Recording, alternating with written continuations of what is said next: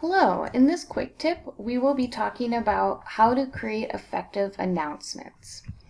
So here's an example of a very long announcement, and students receive a lot of announcements. And so there are certain strategies you can use to improve the quality of the announcements that I will outline for you today.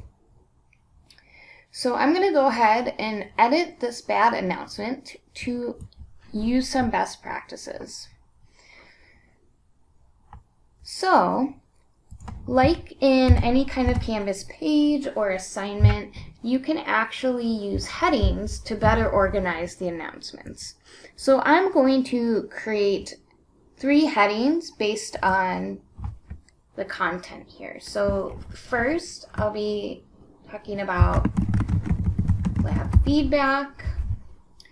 The second one will be about weekly assignments.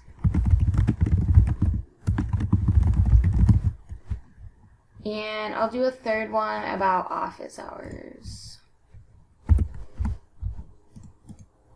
Okay, so using headings to clearly organize and delineate information. When it comes to announcements, less is also more. So there's just a lot of verbiage here, and students are not likely to read through all of it. So what I like to do is really just summarize the key points in my announcements. And so, for example, I might use an image here, for example. So the assignment, when assignments are graded, a rubric will be used, and you can see the points and you can see the feedback within the rubric. So in this case, I actually might take a screen capture of the rubric and insert it. Make sure to view assignment rubrics for scoring and additional feedback.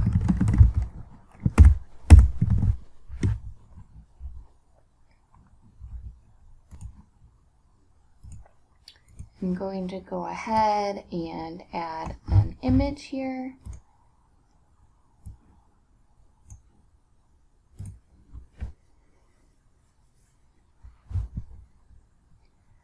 To help draw attention to what students will want to be looking at. Okay, so I've kind of replaced some of this text with an image.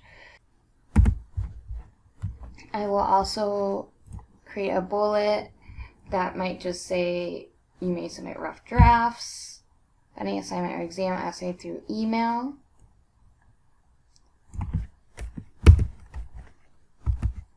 And I will say, please submit all assignments as docx files.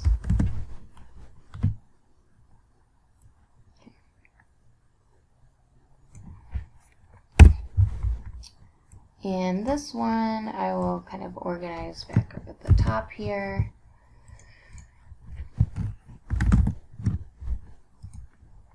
And now we have that as an image. So then this week's assignment, this is mostly okay. And then office hours, some people will post Zoom information, but really all that you need to include are really the link. And I would actually use paste the link as with descriptive text. So join Zoom meeting. And sometimes you can include the meeting ID if some students connect in that way. And sometimes the one-tap mobile can be nice. And then all of this can just be deleted. It's not essential. Students don't need it in order to connect to office hours. So we'll go ahead and save this. And so now we see that there's much more kind of concise, the information there. And it's kind of sectioned off so students can just jump to the parts that feel most relevant to them. And that's how you can improve the quality of the announcements that you've created. An alternative option is to separate this into 3 announcements, maybe one based on lab feedback and one for the weekly assignments. That can sometimes be good to make the announcements even shorter. So, summary, shorter is better. Use headers and try to use things like bulleted list rather than a lot of prose.